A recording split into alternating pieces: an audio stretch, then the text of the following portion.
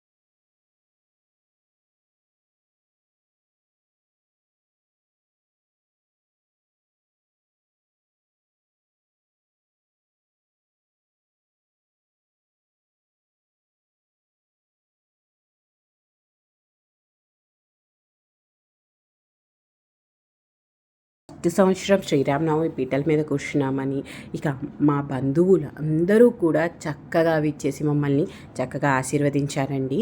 ఇక అది కూడా మేము చాలా చాలా బ్లెస్సింగ్గా ఫీల్ అయ్యామన్నమాట.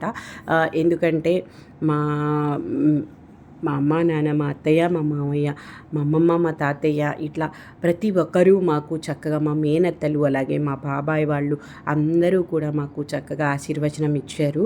అలా చాలా చాలా హ్యాపీగా ఫీల్ అయ్యాము. ఇక అదే చెప్తున్నాను కదండి. ఇక కొన్ని అంటే నెక్స్ట్ ఇయర్స్ తర్వాత జరిగిన శ్రీరామనవమి ఫొటోస్ కూడా ఉంటాయి. అవి కొన్ని యాడ్ చేశాను నేను వీడియోలో, అవి కూడా చూడండి. ఇంక నుంచి కూడా శ్రీరామనవమి జరగాలని మనస్ఫూర్తిగా కోరుకున్నాము. అయితే చెప్పాను కదా, డెవలప్మెంట్ అయితే రామవరప్పాడు మేము కోరుకున్న దానికి పదింతలు డెవలప్మెంట్ జరిగినట్టే జరిగిందండి. చాలా చాలా చాలా డెవలప్ అయింది.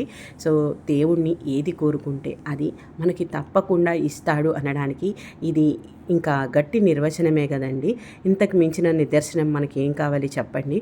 నిజంగా మనము గట్టిగా ఏదైతే అనుకుంటామో అది 100 కాదు 1000% అవుతుంది అనడానికి ఇదే మనకి నిదర్శనం అనమాట. అంత బాగా మా రామవరప్పాడు డెవలప్ అయింది. సో మీరు శ్రీరామనవమి అంటే ఇలానే చేసుకుంటారా? మా చిన్నతనంలో అయితే మేము మేము ఇలా శ్రీరామనవమిలు చెయ్యక ముందు మేము శ్రీరామనవమి అంటే మా మా ఇంట్లో పొద్దున్న మ్యాక్సిమం 10 అన్ని పనులు అంటే వంటతో సహా అన్నీ కంప్లీట్ చేసేసుకొని ఇక టీవీ ముందు కూర్చునే వాళ్ళం అనమాట. అప్పుడు దూరదర్శన్లో మనకి లైవ్ వచ్చేది భద్రాచలం నుంచి కళ్యాణము. ఇక పానకము, వడపప్పు అన్నీ కలిపేసుకొని చక్కగా కూర్చునేవాళ్ళం. అక్కడ కళ్యాణం ఎప్పుడైతే అవుతుందో అప్పుడు మేము ఇంట్లో ప్రసాదాలు తినేవాళ్ళం అనమాట. మా నాన్నగారు ఇంకా వేరే అంటే మమ్మల్ని ఆటలకి పాటలకి కూడా పంపించేవాళ్ళు కాదు. మేము కంపల్సరీ కూర్చుని చక్కగా భద్రాచలం కళ్యాణం చూసేవాళ్ళము. అలాగే ఎక్కడైనా చలువ పందిళ్ళేసి కళ్యాణం చేస్తే కూడా మేము అక్కడికి వెళ్ళటం చాలా తక్కువ అనమాట. మేము నలుగురం, మా అమ్మ, నేను, మా తమ్ముడు, మేము నలుగురం కూర్చుని అంత పని కంప్లీట్ చేసేసుకొని మేము టీవీ ముందు కూర్చునే వాళ్ళము. చక్కగా దూరదర్శన్లో వచ్చే రాముల వారి కళ్యాణాన్ని వీక్షించి తరువాత ప్రసాదం తిని మేము కూడా చక్కగా భోజనం చేసేవాళ్ళం అనమాట. ఇది మా చిన్నతనం నుంచి మాకున్న ఎక్స్పీరియన్స్. తర్వాత నా పెళ్ళైన తర్వాత మా వారు వచ్చిన ఇక మేము అదే కంటిన్యూ చేసాము. ఆ తర్వాత రాముల వారు ఇలా మాతో కళ్యాణం చేపించారు. ఇక మేము చాలా చాలా హ్యాపీగా ఫీల్ అయ్యాము అనమాట. సో ఈ విధంగా అయితే మేము 10 ఏళ్ల క్రితం రాముల వారి కళ్యాణము చేశామండి. చాలా చాలా బాగా చాలా చక్కగా జరిగింది. సో మీకు రాముల వారి కళ్యాణం మీద ఎట్లాంటి ఎక్స్పీరియన్స్ ఉన్నాయో కామెంట్ చేయండి. ఎందుకంటే రాముల వారి కళ్యాణం అందరం కలిపి చేసుకునేది కాబట్టి ఒక చోట ఉండి అందరం చక్కగా అంటే ఏ ఊరైతే ఉందో ఆ ఊరు గుడిలో కానీ లేకపోతే ఇక ఎక్కడైనా ఒక పందిరేసుకొని కానీ చేస్తారు కదా. కొన్ని మనము అందరం కలిసి చేసుకుంటేనే బాగుంటాయండి. దాంట్లో రాముల వారి కళ్యాణము, ఇక న్యూ ఇయర్ ఇట్లాంటివన్నీ మనం అందరం కలిపి చేసుకుంటేనే, అపార్ట్మెంట్లో వాళ్ళు కానీ లేకపోతే చుట్టుపక్కల వాళ్ళు కానీ ఎవరైనా సరే అందరం కలిపి చేసుకుంటేనే బాగుంటాయి అన్నమాట. ఇండివిజువల్గా చేసుకునేవి కాదు. సో ఈ విషయంలో మీరేమంటారో కామెంట్ చేయండి. ముందుగా ఈ వీడియో నచ్చితే లైక్ చేసి షేర్ చేసి కామెంట్ చేయండి. మన ఛానల్ని సబ్స్క్రైబ్ చేసుకోండి. సో ఇవన్నీ మా ప్రీవియస్ అంటే తర్వాత జరిగిన శ్రీరామనవమి ఫొటోస్ అన్నమాట. సో ఇదండి విషయం.